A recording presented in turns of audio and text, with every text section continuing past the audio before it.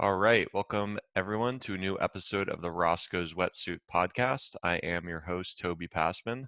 On my show today, I have a very special guest, Dr. Frank Shallenberger. Dr. Shallenberger is a six-time grandfather and four-time father. He's one of the originals. He's been practicing medicine since 1973 and has been a pioneer in alternative and integrative medicine since 1978. Dr. Schallenberger has revolutionized the practice of anti-aging and preventative medicine by developing a method to measure mitochondrial function and oxygen utilization.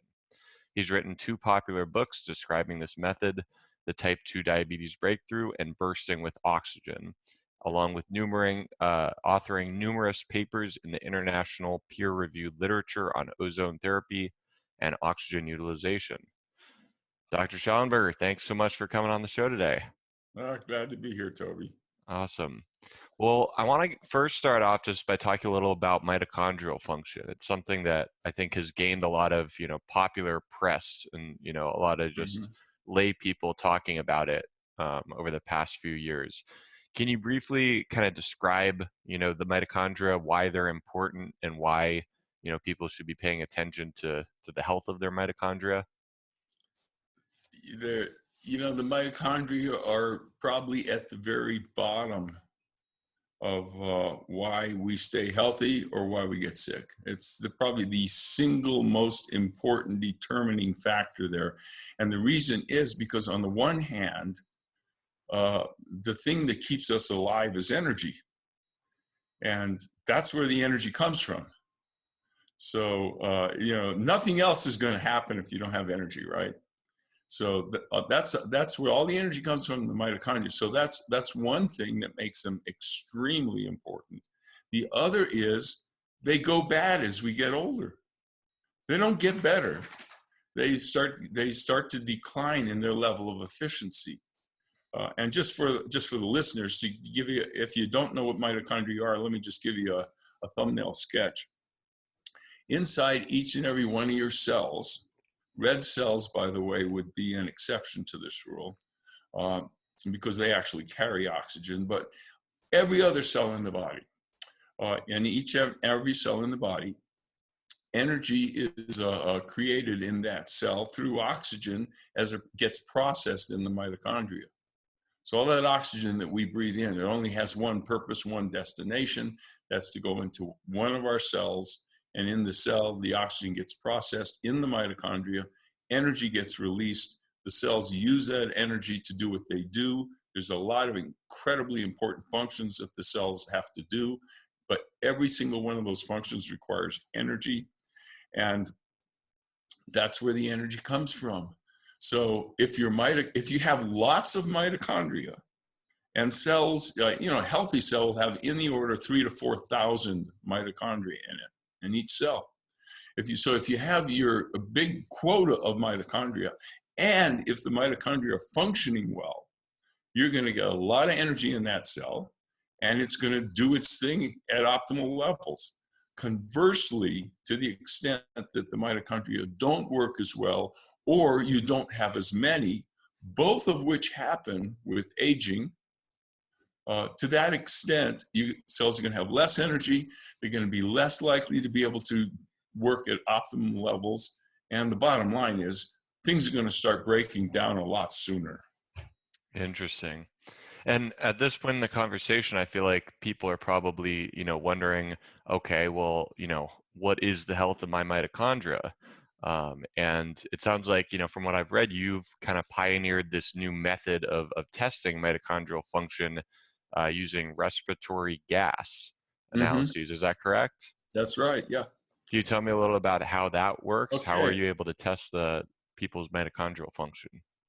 About 25 years ago, realizing how important mitochondria were, I started thinking to myself, these mitochondrial function is the most critical thing that happens to us as we get older. And so the problem is there's no way to measure it. You don't know. And it's sort of like your blood pressure. If you don't measure your blood pressure, you don't know what it is. If you don't measure your temperature, you don't know what it is. And so I thought, here we are. The most important single thing that ever happens to us as we get older is problems with mitochondrial function. And yet we have absolutely no way to assess it. So I started thinking about that, and the logic really is quite simple. All the oxygen that we breathe in, it only has one destination, one purpose, and that's to go into the mitochondria and be processed into energy. So if I can just find a way to monitor what happens to the oxygen that we breathe in, I have a direct way of assessing what's going on with the mitochondria. So it's very simple. There are devices that you can buy. They've been around a long time, just haven't been used for this purpose, but been around a long time. And what these devices do is you breathe through a tube. Typically, you have like a face mask on, like a scuba mask or something. And as you're breathing through this mask, it's connected with a tube down into a device that's going to measure essentially two things.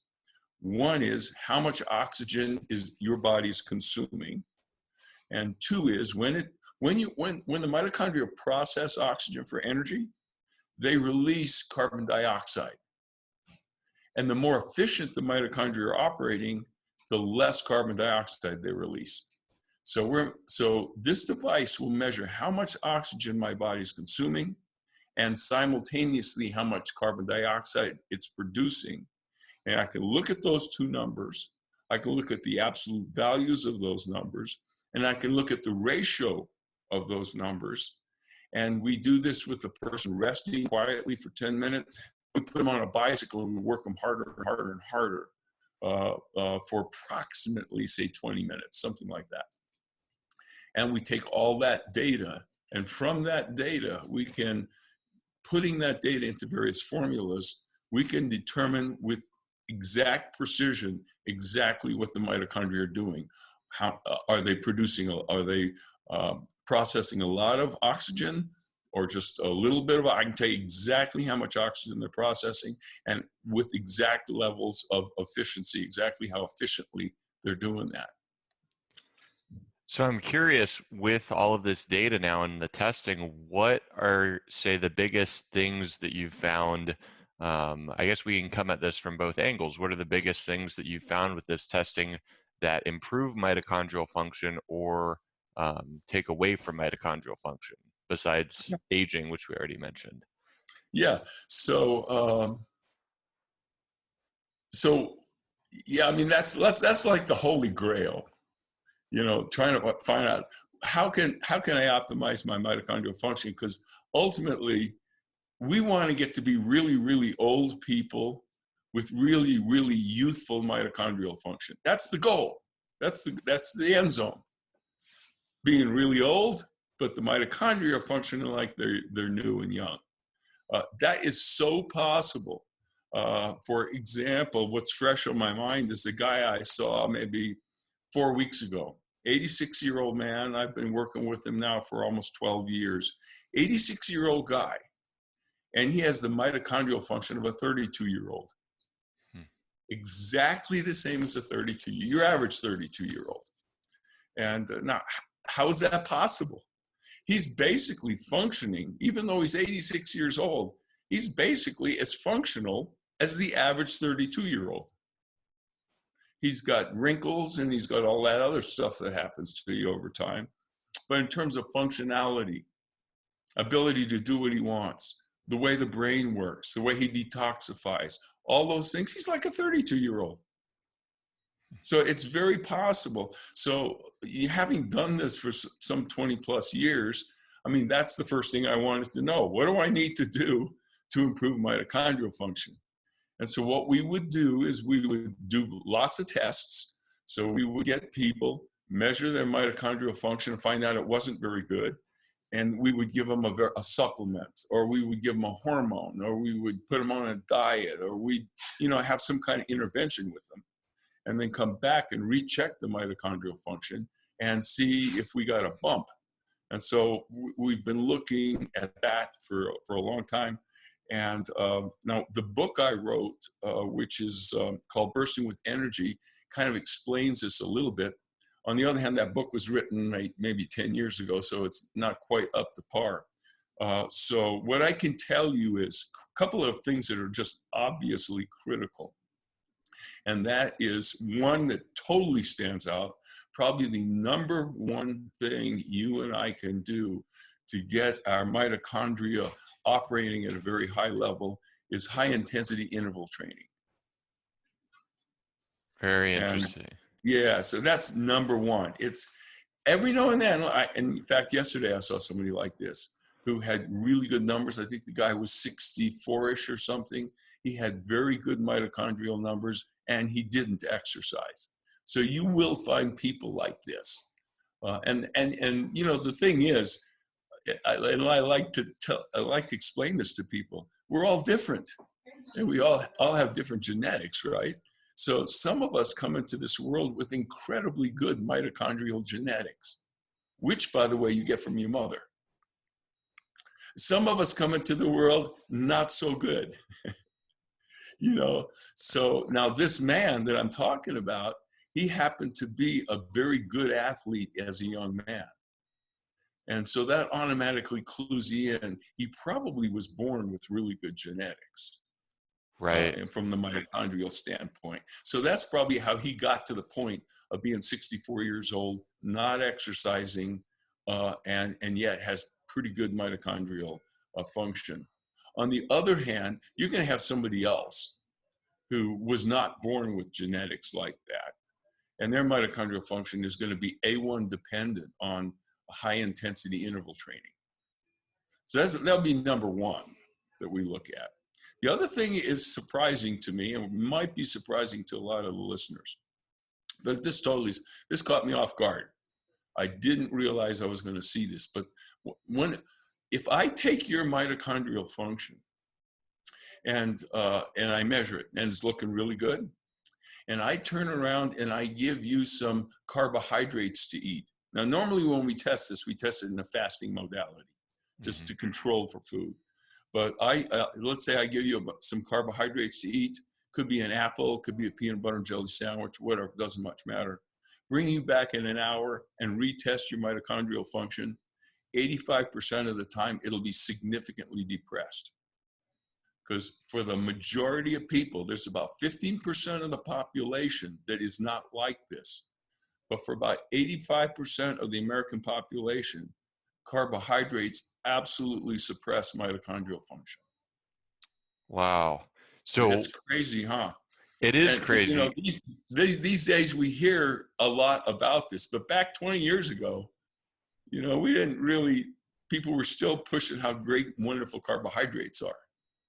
Right. Well, it's interesting to think about. I mean, how, oftentimes we think of like carbohydrates as an energy source, as a fuel source, yet Yeah.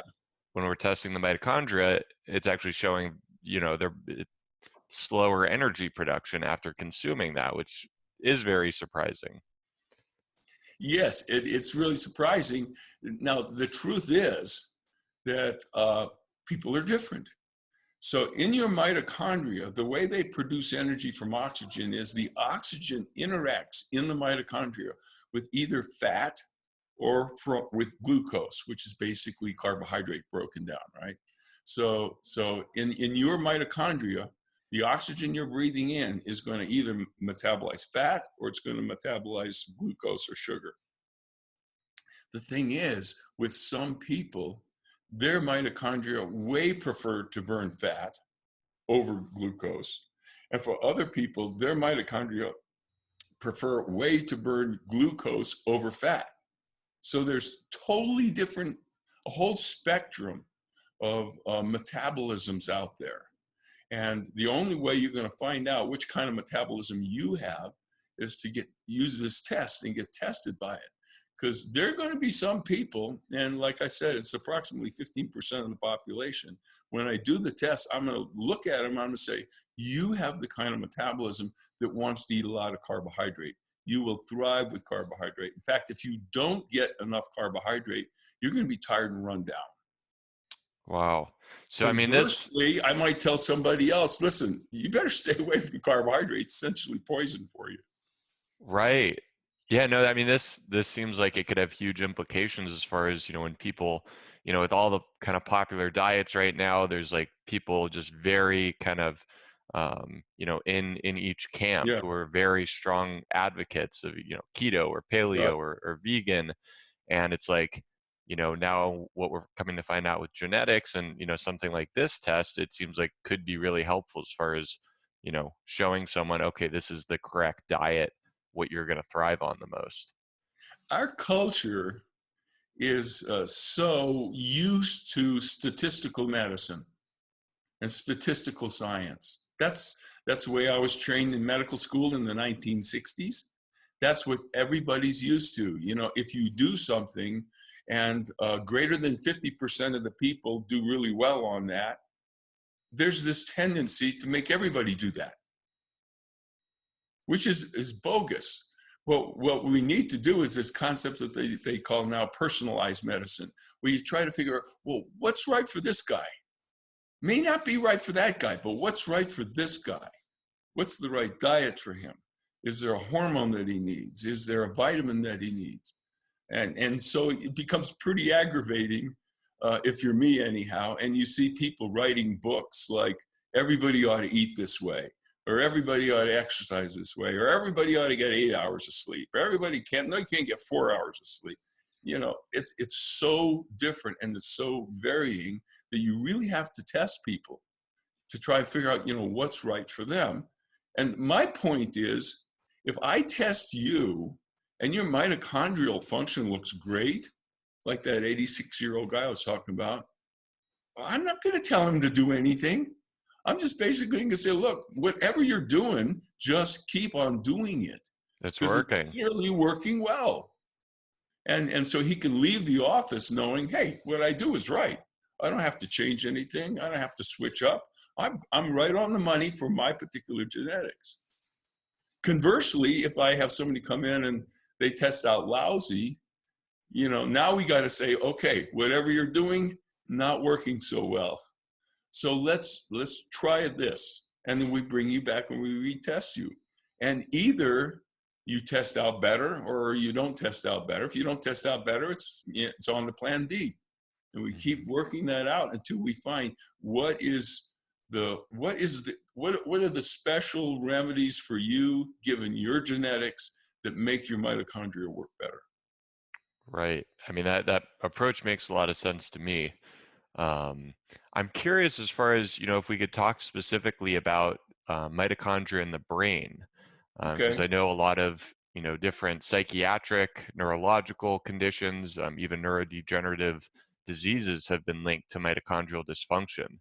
So what's the importance of mitochondria there? Every organ in the body requires energy, but some organs, more or less obviously, require more energy than other organs because they're a lot busier. One of those is the kidney. The kidney is constantly working and filtering out things.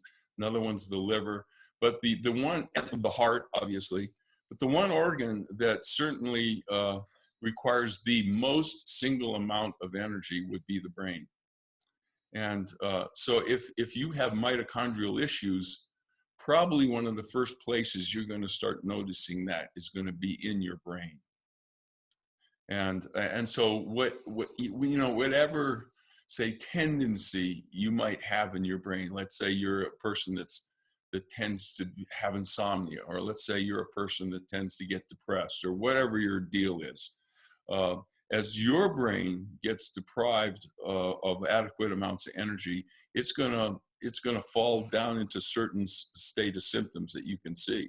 But it's very clear. I was just even looking at an article that was published maybe 3-4 months ago, and they were looking at Alzheimer's in particular, for example.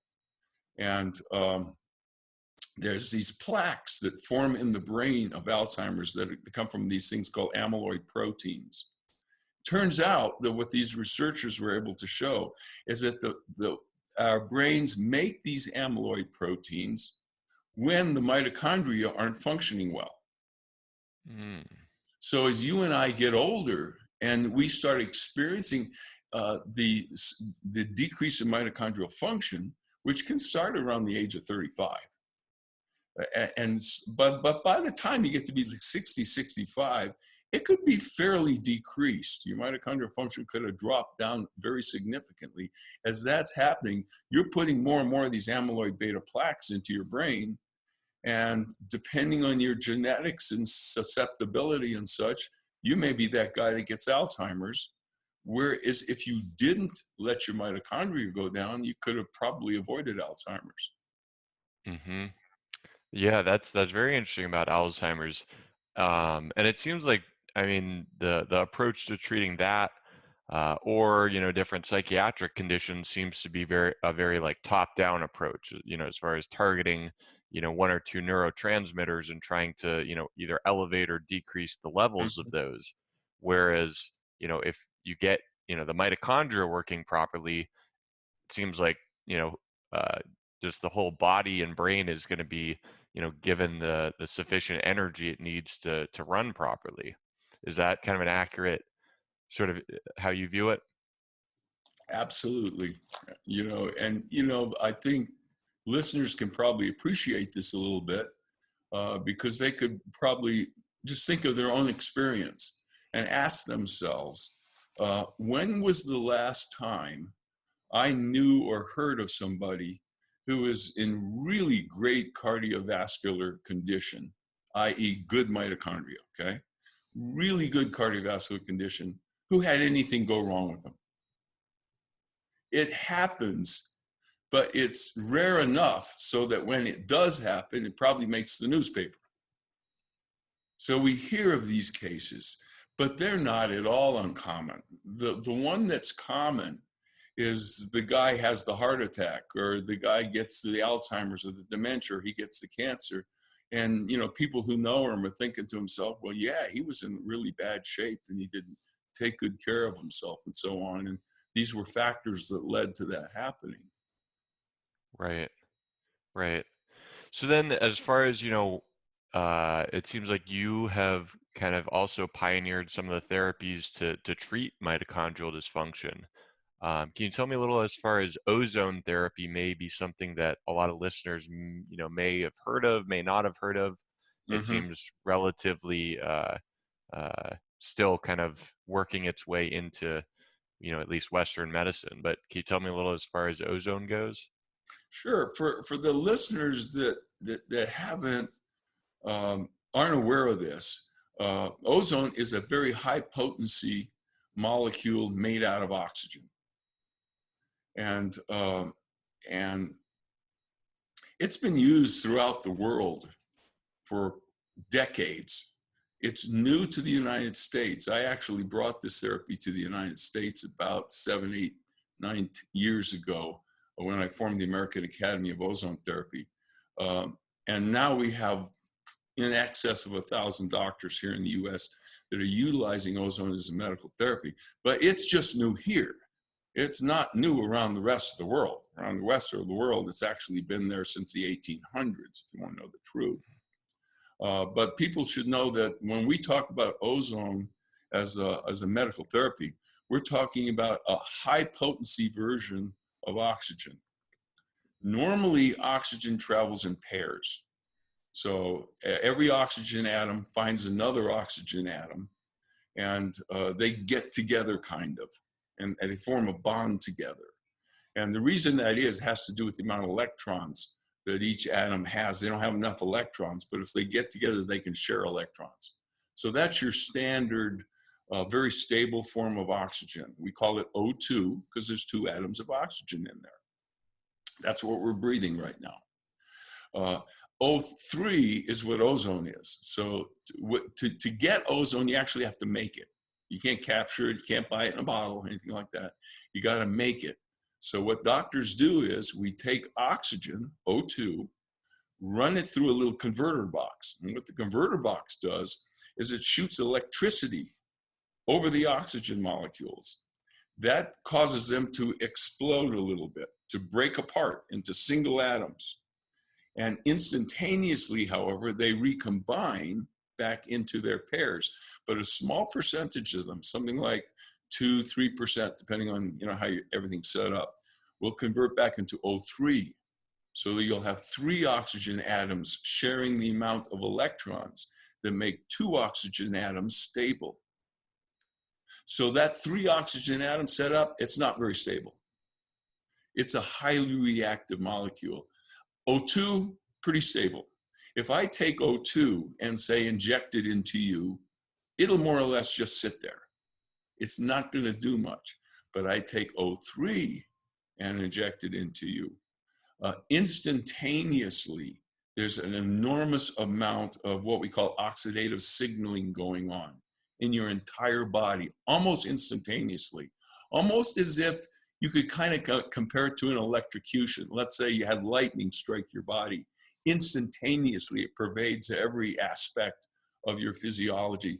This is what it's like when you inject ozone into the human body, and there's lots of ways to do that.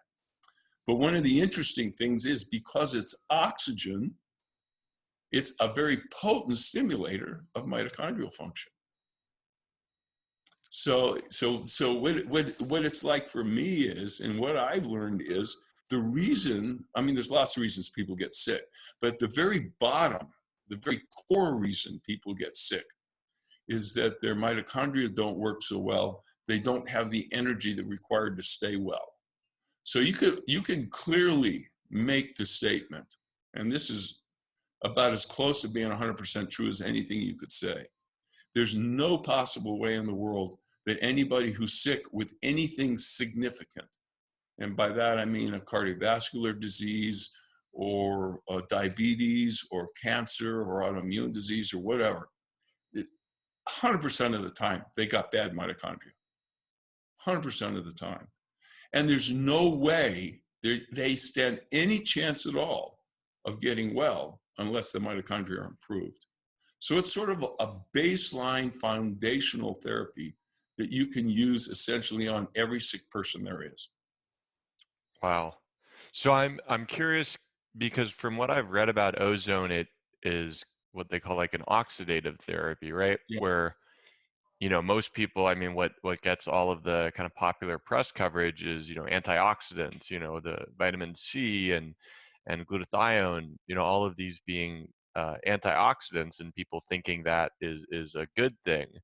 From my understanding, they are, but at the same time, when you trigger this with oxidative therapy, it can actually rebuild your body's kind of own production of those antioxidants. Is that kind of what ozone's doing? Well, yeah, you're pretty much right on it there. So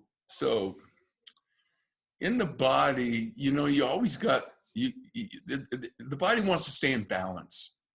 So these bodies were created with a whole series of systems that when one thing comes along and throws us out of balance, we've got another thing that's going to come along and bring us back into balance almost instantaneously. So what we have in the body is we have things that we have systems in the body, for example, that will make your blood pressure higher. Then we also have other symptoms that will make your blood pressure lower. So that if it's too high, the lower systems start working. If it's too low, the higher systems start working. And I just use that as an example because this is, I mean, thousands, if not millions of times across the board with all kinds of things. And one of those two systems kind of setups is the oxidants and the antioxidants, which you were just talking about. So on the one hand, you can't survive without oxidants. All that oxygen that you're breathing in that's keeping you alive is an oxidant. So you can't survive without oxidants. And it's incredibly important to have free radicals. It's incredibly important to have oxidants. On the other hand, you have antioxidant systems to contain those oxidants, to make sure they don't get out of order, so to speak, and start making damage, because they can be destructive molecules. So you have antioxidant systems. And the other point is, without the antioxidant systems, you couldn't live either.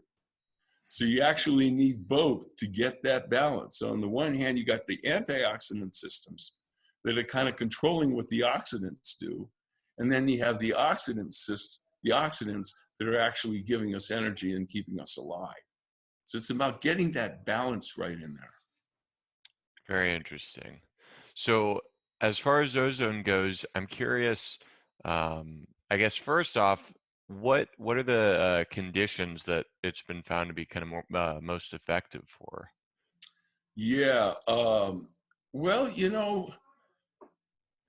if I had to like pick one thing that it all by itself as a standalone therapy, ozone is absolutely remarkable. I would pick pain. Hmm. Pain is there's a lot of factors that go into why we have pain, but I'm talking more or less about chronic pain, pain that won't go away, never heals. And at the very bottom of what causes chronic pain is decreased mitochondrial function. And that's why these areas never get better. So, you can go out and fall down and tear your rotator cuff or something.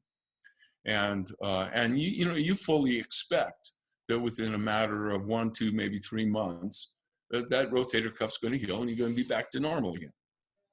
But there are going to be a lot of people out there that are going to hurt their rotator cuff or some other part of their body. And then they're going to wake up like 9, 10 months, a year later, and they're going to think to themselves, you know what? This isn't getting better. It's supposed to be getting better, but it's absolutely no better now than it was 10 months ago. Maybe it's even worse. So you ask yourself the question, what's the deal? How come it didn't heal? And the answer is always decreased mitochondrial function. So the really cool thing about ozone, probably the single coolest thing about it, is you can take ozone, keeping in mind now this is a gas, it's not a liquid.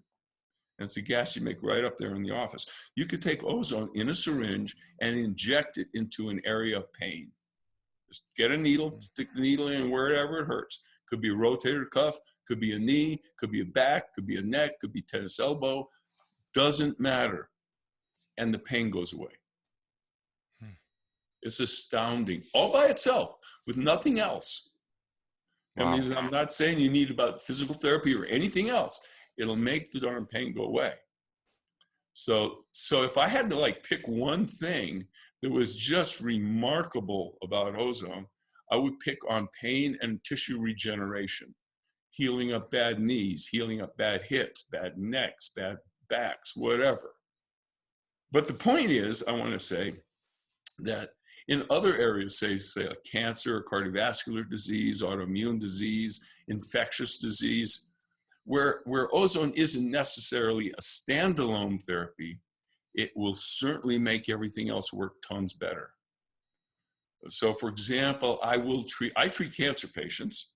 I actually, in my practice, I know how to give low dose chemotherapy. So we use chemo agents in my practice. We do detoxification. It's a collage, of all the kind of the conventional medical stuff and more of the alternative medical stuff. Put the whole package together in my practice.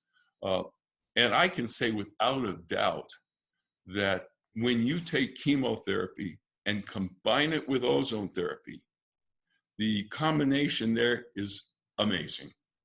Hmm. You get very few of the side effects you conventionally see with chemotherapy. You don't get the immune system suppression you see with chemotherapy. The chemotherapy works lots better. And this could branch out to pretty much any specialty, where whether you're a cardiologist or a dermatologist or you're a macular degeneration, let's say you're an ophthalmologist. It doesn't matter what your specialty is. You add ozone therapy into what you're already doing, your results just got twice as good. Right. Well, it makes sense. I mean, at any condition that Yeah, involves mitochondrial dysfunction, ozone's gonna, play a part in improving that. yeah, it So, makes sense. It makes sense, and the common thing of, by the way, if you're sick and you got a problem, shouldn't you be eating really well? Are you going to go out and eat Oreos and McDonald's all day long? I don't think so. You need. So it's just in a way, it's common sense. right. What about as far as, ozone and say, more like the peak performance aspects of things? Mm. Are athletes, are, Olympic teams, are they using ozone? Is it something you can test for as far as a performance enhancer or?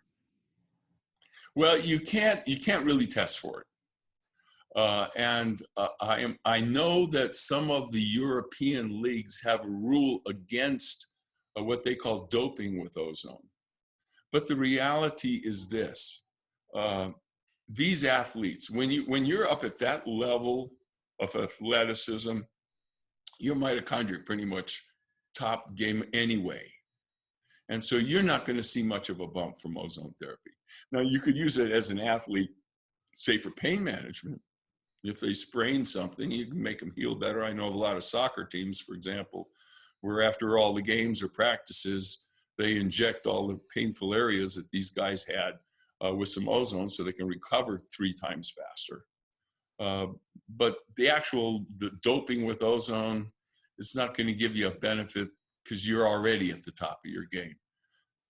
That stands conversely to your average Joe who is not on that level. He will benefit from it. He'll see a bump from it. Right. Okay. So that makes sense. Kind of Yeah. bringing people who have depressed mitochondrial function, kind of bringing that back up to Yeah, but optimal. these athletes, they're already up here. I mean, you can't Right. hardly push them any higher. Right. Right.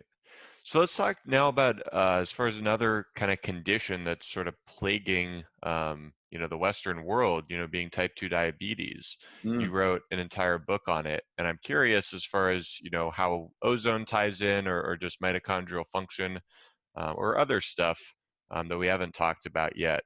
But what is kind of the Western medical approach?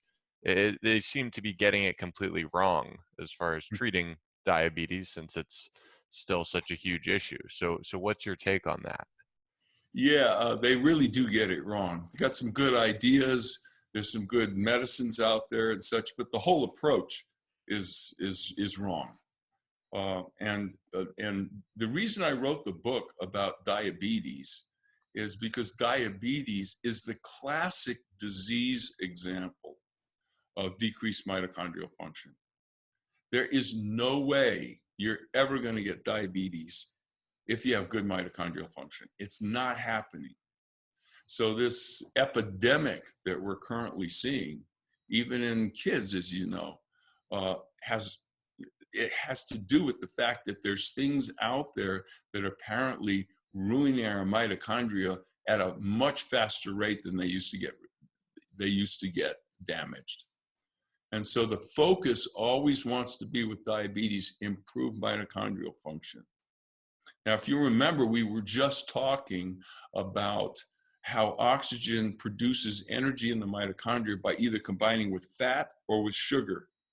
So you see, sugar's right in there. And the problem with diabetics is their mitochondria won't allow them to burn the sugar. And so their sugar levels can build up. They have to burn fat. Diabetics are the classic type of people who in their cells prefer burning fat. They don't want to burn sugar, and which is okay because they can't. So they want to burn fat. So a diabetic is the classic person that wants to have a diet very high in fat. Now, some of the listeners may be hearing me thinking, oh, this guy's a nutcase. He's telling me to eat a lot of fat, when in fact, everybody's been telling me for the last 40 years to eat less fat. Fat's the bad guy. Yes, and I am telling you, eat lots of fat. If you're that person, if you're the person whose cells prefer to burn fat and you eat glucose or sugar or carbohydrates instead, you're going to get diabetes. In all likelihood, if you have the genetics for it, you're getting diabetes. And that's why we have so much diabetes. Because for the past 20, 30, 40 years, everybody's been telling you, all the so-called experts, don't eat fat. It's really, really bad for you.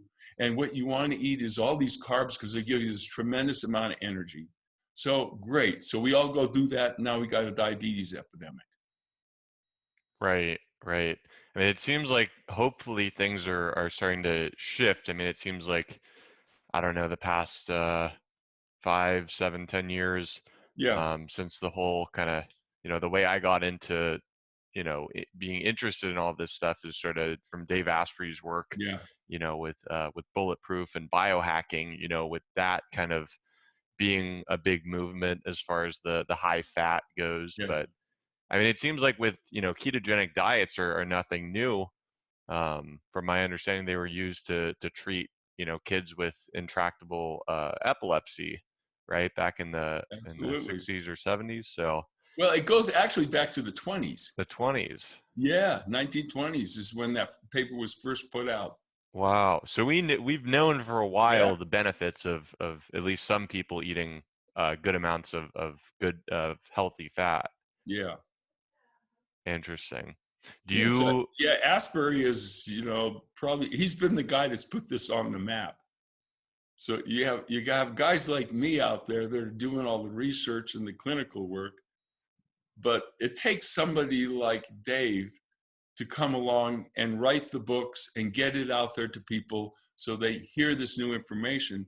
Because without Dave and people like him, all they're doing is getting information from the vested people that are already in the system and want to promote diabetes.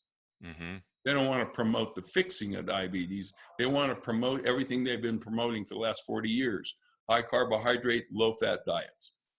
Well, I mean, it makes sense financially. If they don't fix it, then more people are going to continue seeing It's a little doctors or taking cynical, drugs. but there's reality there.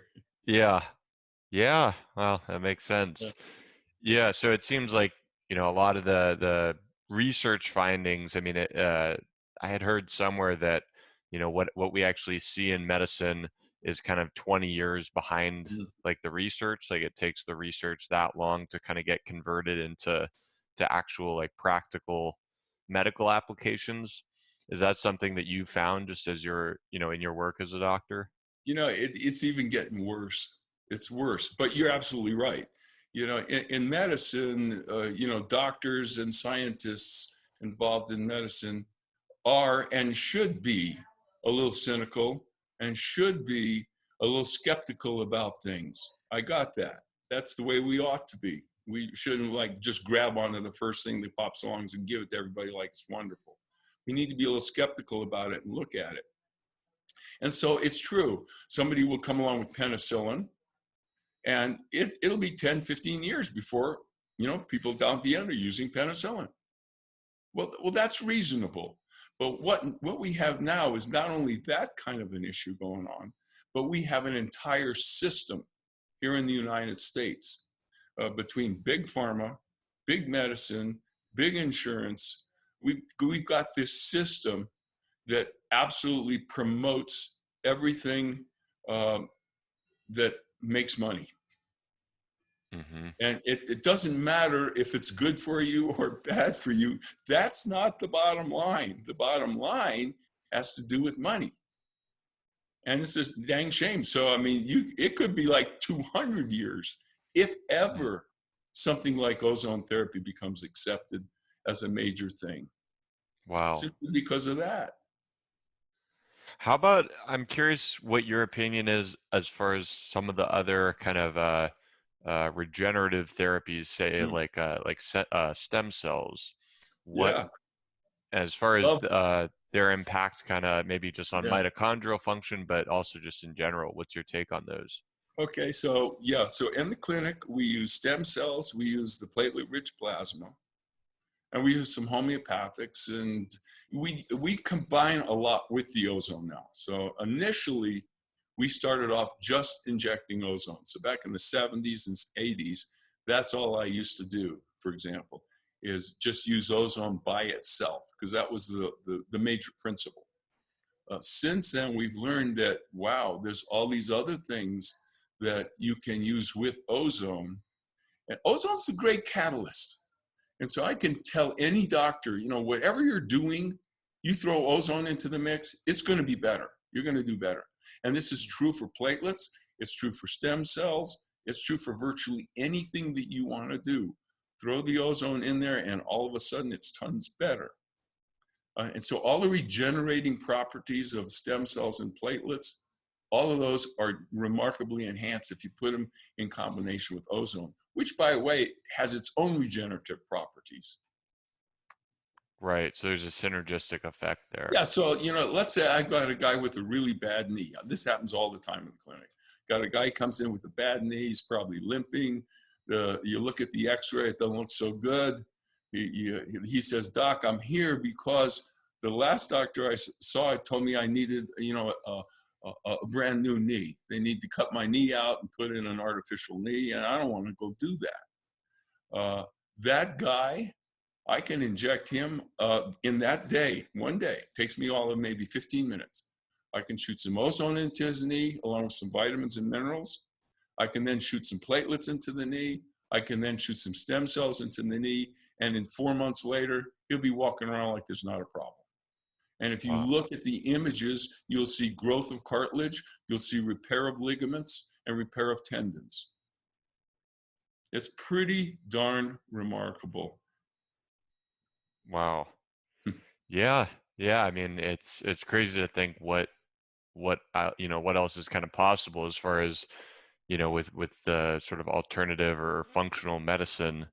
What are there any other kind of like looking into the future? What are any other kind of therapies? Do they stand out to you as super promising, or just kind of where do you see the field going? Yeah, it's a good question. I think, ozone's always going to be there because it's one of those fundamental things.